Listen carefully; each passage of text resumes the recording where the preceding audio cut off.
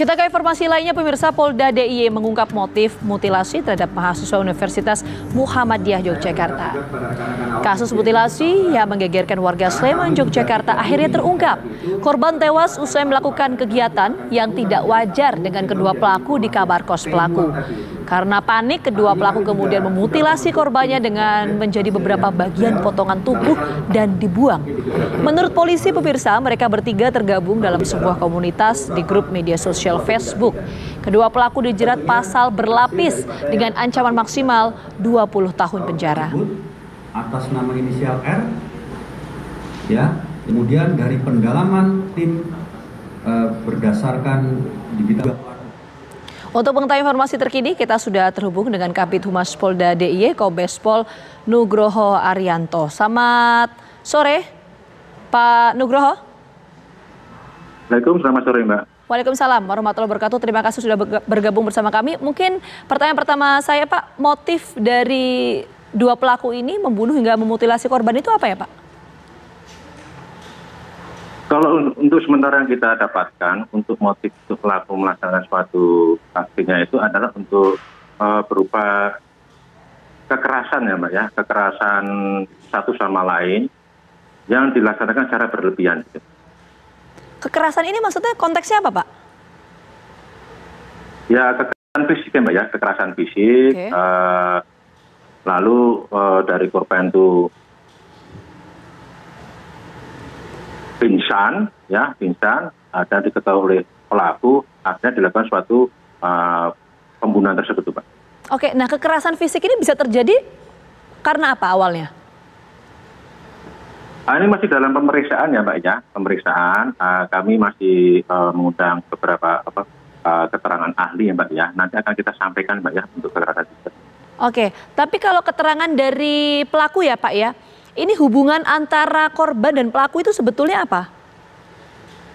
Kalau hubungan korban dengan pelaku itu teman dekat ya, Pak ya, teman dekat yang kenal melalui suatu aplikasi yang tadi sudah disebutkan tadi, aplikasi terjadi suatu kesepakatan, pertemuan, akhirnya bertemu di salah satu tempat kos pelaku tersebut, Pak. Oke, ini hubungan sudah lama, Pak, antara korban dan juga pelaku? Kalau hubungan sih kita masih pendalaman ya, Mbak ya, masih pendalaman. Okay.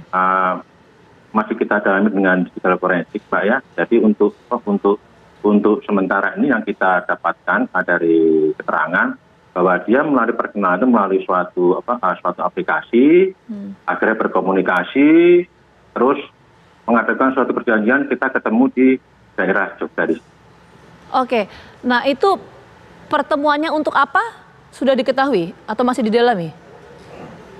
Masih dalam pemeriksaan, Mbak ya. Tadi saya sebutkan bahwa motifnya itu tadi yang kekerasan.